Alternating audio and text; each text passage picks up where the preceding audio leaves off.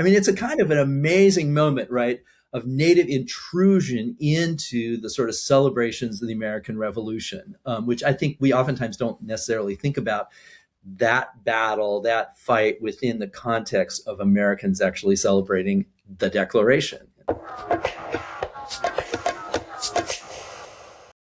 The 150th anniversary at the victory at Battle of the Bighorn is very important because our people, our nations came together. The Sioux Nation, the Cheyenne, and also the Arapaho came together to defend our tribal nations collectively. That was Cheyenne River Sioux Tribe Chairman Ryman LeBeau. June 25th and 26th will mark 150 years since the Battle of Little Bighorn, which was a historic feat for Indigenous people resisting settler encroachment on their lands.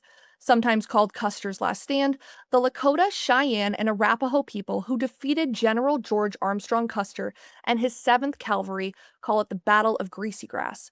The battlefield in southeastern Montana is now a national monument. The National Park Service is expecting over 10,000 visitors at the Battle of Little Bighorn Monument, along with numerous tribal-led celebrations in the area.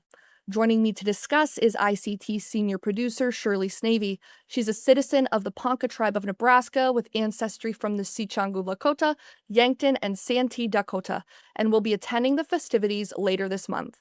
Welcome, Shirley. Thanks, Amelia. There's so much planned for this historic anniversary.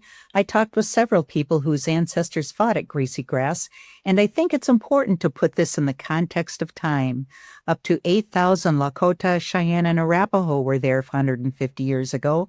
Cheyenne River Sioux attorney Mark Van Norman said it was a traditional gathering of relatives. They were there for their ceremony and for their annual gathering. And, Shirley, I think we have to think of it in context that in other societies, they would have annual gatherings when they're distributed in villages. They live in villages across the prairie. They get together with their relatives, with their neighbors, and they have a gathering. They trade goods. They conduct ceremonies. They see each other. They meet family that they haven't seen throughout the year. And maybe you have young people that find romance with the girl from the next village. So that's kind of what was going on. And it was within the Great Sioux Nation Treaty Territory. It was our unceded Indian territory north of the North Platte and east of the summit of the Bighorn Mountains. These lands had already been set aside to prevent settler encroachment through the 1868 Fort Laramie Treaty. So why was the Army even in the area, Shirley?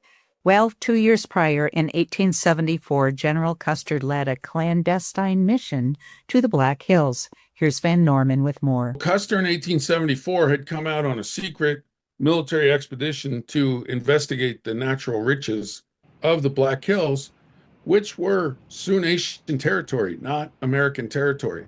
They're Sioux Nation Indian country. And the land in Wyoming was reserved by the Sioux Nation as unceded Indian territory. But Custer, being on a secret mission and wanting to keep his media profile, brought along the major newspapers, including the New York paper, and they reported right away, gold to the grassroots in the Black Hills. The United States decided that they wanted to buy the Black Hills, 7 million acres in the Black Hills, the western part of the reservation. The Black Hills were the food source, were the food locker for the Sioux Nation. If the buffalo were scarce, they could go to the Black Hills and hunt deer or elk. President Ulysses S. Grant knew he wouldn't be able to keep white settlers out of the area once news of gold got out. In fact, Deadwood, South Dakota was founded in April of 1876. Grant knew military strategy after his victories in the Civil War in the early 1860s. Grant's plan was to send 3 armies, and he sent George Crook up from Denver, and Terry was coming from Montana, General Terry, and Custer was coming from Fort Lincoln, and they were supposed to meet up and attack simultaneously. So Custer rushed on a forced march and tried to get over there before Terry, and he did. He got there the day before, and he wanted to attack the Sioux Nation because he wanted to be a Democratic candidate for president in the next election. And he was looking for, guts and glory story about George Armstrong Custer. And he was encouraged to run by the Democratic Party because Grant, as the leader of the Civil War, had used his military background to win the presidency in 1868 on behalf of the Republican Party. Well, it didn't go as planned. The Indians discovered the soldiers and prepared for battle. With all the dust on the prairie, it was tough to see who was coming or going. All the soldiers retreated except Custer's 7th Cavalry. Every man in Custer's command, 210 soldiers, died. His ego and political ambitions clouded his judgment. Thank you for the history lesson, Shirley. What can people expect if they attend the celebrations? I understand youth and horseback riders are already arriving at the site from various different locations. That's right, Amelia. Horses are still an important part of culture. I spoke to A. Gay Kingman, who is a citizen of the Cheyenne River Sioux Tribe and executive director of the Great Plains Tribal Chairmen's Association. We'll hear from her now. They expect at least 100 horses or so. And the Realbird family has been very, very helpful to us. Their land is right there at the Little Bighorn. And so they have worked with us, turned it over to us to use. And so there's a part of the land is by the river. So that's where all the horseback riders and the horses will be kept. So they have, river water to drink and everything. And so that's part of the plan. 19 tribes were at the 1876 battle, and many will have their own ceremonies and celebrations. Here's Chairman LeBeau. It's pretty impressive, all the response from the tribes. And our tribe, we actually purchased land up there in the area. There's the Little Bighorn battlefield, and then south of there's the Reno battlefield. And then on the south side of that, we have a 200-acre ranch that the Cheyenne River Sioux Tribe purchased. And this was before COVID, and we knew this day would come and where we needed to use the land for these purposes. So we have a place up there ready to camp, and we invited the other tribes as well. And I think some of them are going to come camp with us, and some will camp on the Realbird land and along the creek there. So there's basically 2 camps that are be going on with each camp kind of preparing and planning their own activities with the youth, with elders, with storytelling. There will be different victory celebrations and ceremonies that will be happening on both camps. The day of, on the 25th, there's a few things going on. There's the park service they're having their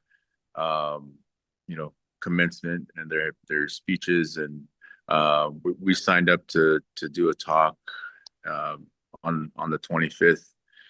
Chief Looking Horse, our pipe keeper for the Lakota, he'll do a opening ceremony. He'll do the opening prayer for that day. LeBeau, Kingman, and Van Norman all had ancestors who fought at Greasy Grass, as did Willie Bearshield of the Rosebud Sioux Tribe. This anniversary just means, I guess, that what if at first, what if this didn't work out for, the Lakota and Cheyenne and Arapaho and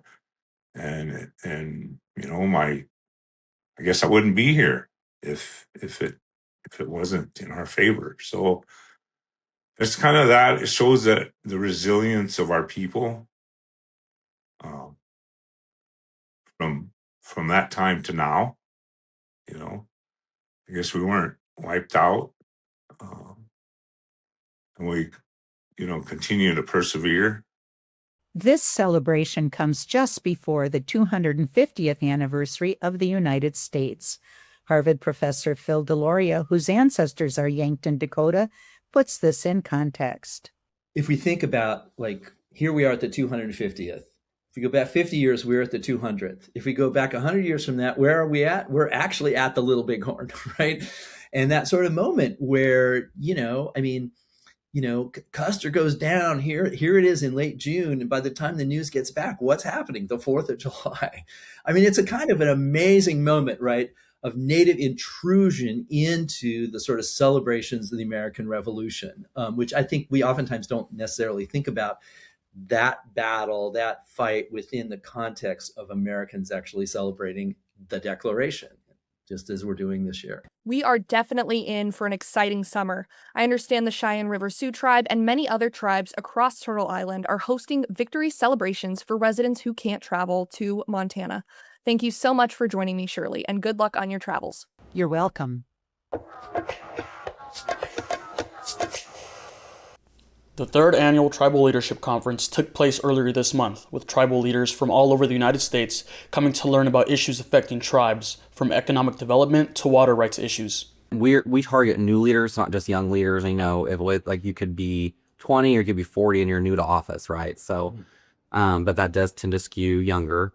But we really want to have an emphasis too on bringing in experienced leaders to where the new leaders can talk to them, network with them, ask them questions and learn from the things that, that their tribe may have done that was successful, but also had challenges, right? And how we avoid those challenges. That was Justin Barrett, one of the co-founders and president of the Tribal Leadership Council. This is the third year. TLC, the original idea between the founders of TLC was to step in and create a place that all tribal entities, businesses, departments can all come together in leadership and show the significance between what they do with their tribe or within their own tribe, and how they affect each other, but more importantly, come together within other tribal entities with other nations so that we can help each other, so we don't have to keep starting over from scratch, so that we can share ideas, so that we become sovereign together. That was Marcinella LaFleur, treasurer of TLC. The Tribal Leadership Conference began in 2023 from a simple conversation between young tribal leaders. There's a handful of us that went to a Harvard Business School, the first inaugural class through NCAI, for the tribal leadership training. We all were the youngest elected tribal leaders in our nations. And so with being the youngest elected, you face all kinds of barriers. And so we were discussing well, how do we use that time wisely? Because when you get in, there's no handbook. Nobody tells you what you're supposed to do every single day. Nobody tells you what people you're supposed to meet, or how do I, how do you best serve your nation in that capacity? Mm-hmm. And so we were discussing well, what if there was an organization that streamlined kind of all the information that you need to be the best successful? That's kind of how it started, is just a conversation. And then the three founders, Justin, James Siva, and Andrew Alejandre, they decided to take that idea and they ran with it. And it came together pretty quickly. 2023, and I think by the end of, or the beginning of 2024, they were ready to roll with the conference. That was a coordinator of TLC, Notori Naylor. Barrett says he's looking forward to providing more certifications for new leaders. In 2020, the rest of 26 and 27, we're really going to be building out our certification program. So we already have the TAC and the TGP. We're starting to build a youth component to that. And then we also are doing a partnership with UNLV where we're doing a executive certification in tribal sovereignty and economic leadership. For ICT, Daniel Herrera Carvajal.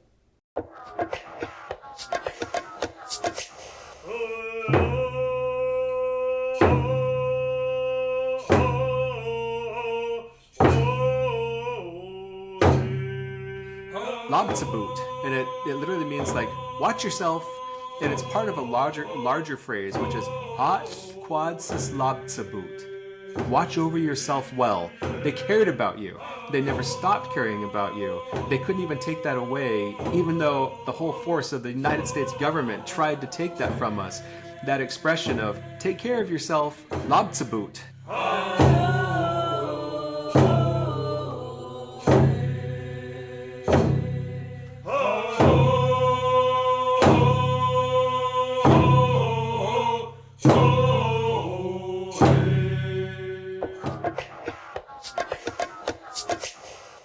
What is a freedman? I asked two women of freedmen descent to tell their stories. Alana Roberts takes a scholar's approach to her ancestry. Well, I'm an associate professor of history at the University of Pittsburgh, and I study this history as my daily life and my daily research because on my father's side, I'm a descendant of Chickasaw and Choctaw freedmen. So, the basic question is, what is freedmen? Freedmen is a term that refers to Black people who were enslaved by Native Americans from the mid 1700s to 1866. And since my father's ancestors were enslaved by Chickasaw and Choctaw Indians, I'm a Chickasaw and Choctaw freedman. Melissa Payne is the Freedmen Community Liaison for the Cherokee Tribe of Oklahoma. I am the Community Liaison for Cherokee Freedmen Descendants, and not the same as Elena's, but as a freedman, we are similar to the mishap. So as the liaison, I assist individuals with direction within the Cherokee Nation. I work directly under Chief Chuck Hoskin and Brian Warner's administration, Deputy Chief. I love what I do. We've come a long way. I'm the daughter of Rosalind Brown King, and she was one of the individuals that worked with Marilyn Van on pushing us to actually receiving citizenship. That court case occurred in 2017. How do you find out if you're a freedman? Genealogy, you do work. You have to connect with, you could know that you even descend from a Cherokee freedman, but not be a citizen. So it's a lot of information there. But to find out if you are, in fact, a freedman descendant of any of the tribes, you would have to trace your lineage back to the Dawes Roll. And once you've traced it back there, Now, ultimately, anyone of African descent or with a little more melanin descend from freedmen and it goes into a whole other story. I'm sure Elena could touch on anyone that was in fact enslaved, and that was even in the States, were considered freedmen once slavery was abolished. So, but to specify for tribal citizenship, you would have to connect your lineage to the Dawes Roll. Your story as a Choctaw Chickasaw freedman is much different than Melissa's, right? It is in the past and in the present, yeah. So from the mid 1700s to 1866, the Cherokees, the Chickasaws, the Choctaws, as well as the Muskogees and the Seminoles, they all had members of their tribal nations who owned slaves. But for the Choctaws and Chickasaws, after the Civil War, they had a treaty of 1866, like the Cherokees did, but theirs was a little different. So they had the option to adopt or not their freedmen as citizens. And both tribes took a lot more time to make this decision, with both of them kind of going in diverging directions. So the Choctaw Nation decided in 1883 to make freedmen citizens in their nation. That means for 100 years, the descendants of slaves were considered politically and legally to be Choctaw. But in 1983, the Choctaw Nation changed their constitution and decided that freedmen were no longer citizens. Even though nothing had changed, their shared history was the same, their shared culture was the same. And that's in recent memory. My dad was living in 1983. So the memory of freedmen is certainly still in that nation. So they're not strangers. For the Chickasaw Nation, they also had slavery for the same amount of time. They actually had a larger proportion of enslaved people in the Chickasaw Nation than in the Choctaw Nation.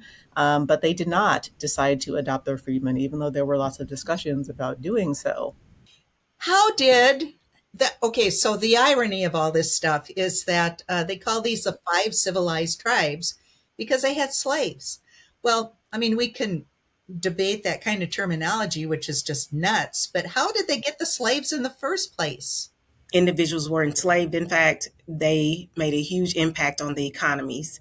And so it's for the Cherokee Nation, we're fortunate enough to be accepted as citizens, and I'm grateful for that. But I just feel like for any freedman descendant to have that link missing, there's a something within you that is not fulfilled. There's a void. It's painful because, and I've heard different stories. I've heard individuals specify, why do you want to belong to some group of individuals that doesn't want you?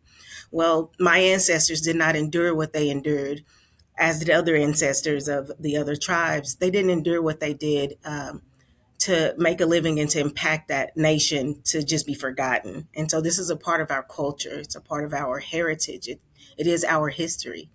And so it continues to run through us. And that desire to be recognized and accepted and embraced is necessary.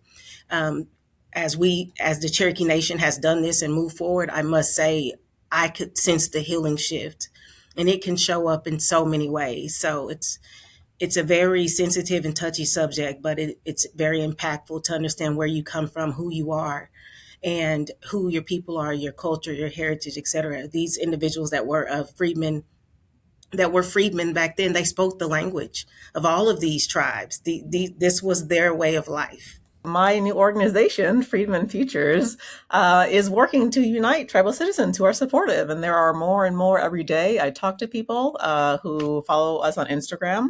We're putting together information so that we can share it with more citizens so they can understand this history, because I think education lessens that fear. And we're gathering. So, I hope that people will join us.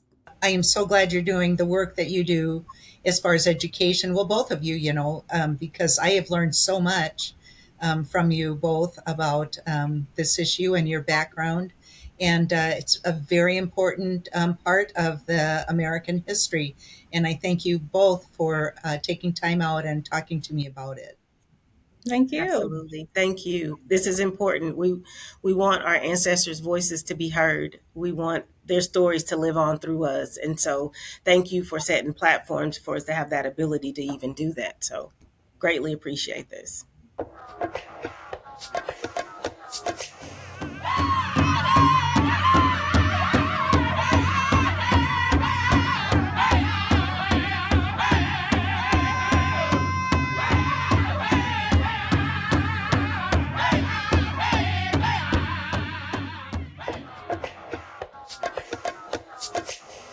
My music is born with the feeling of connection.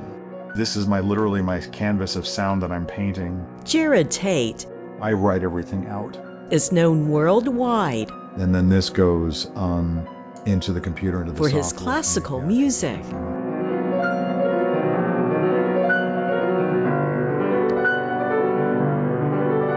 I want to be known as a dad first and foremost.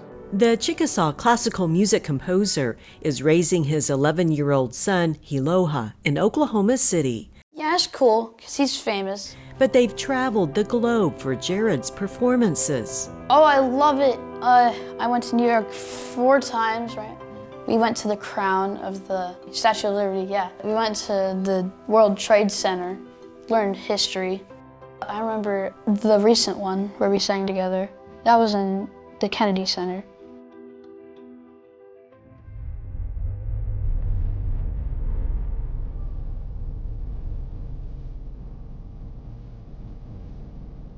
In the time before our.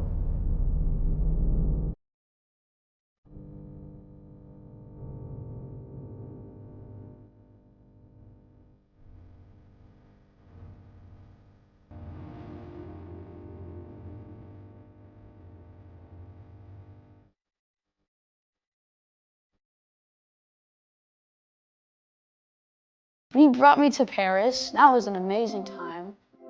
I believe that I'm giving Hiloha the ability to navigate the world in general. I take him with me everywhere that I go, and I believe that he is seeing himself as a world citizen. He's very rooted in being a Chickasaw person, but he is also a world citizen, and he's capable of influencing the world in very, very positive and powerful ways.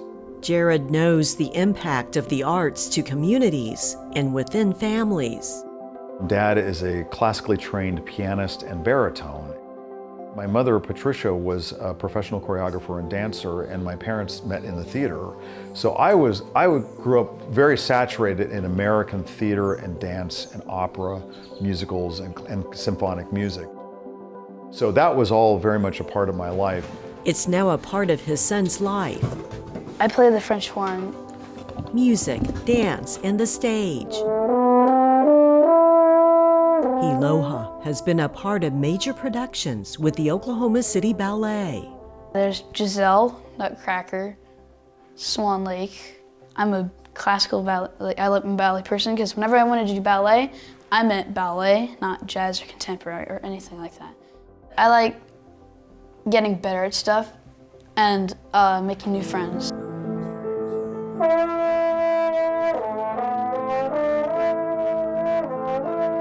I believe that our children are supposed to do better than we do. And to me, it's become very apparent that my son eclipses me with his talent and his intelligence and perception. And I love that. I want him to be a better person than I am. Nice. The father and son are growing together with strong roots in their Chickasaw heritage. He's better at catching, I'm better at throwing. We've had so much revival culturally within the tribe, and stickball is one of them. To see him playing stickball is a real joy. I didn't play stickball when I was a kid, and so now I've learned with him. I am a son and I'm a father, and I see legacy, I guess. There's a whole like a stream of legacy that comes through our ancestry.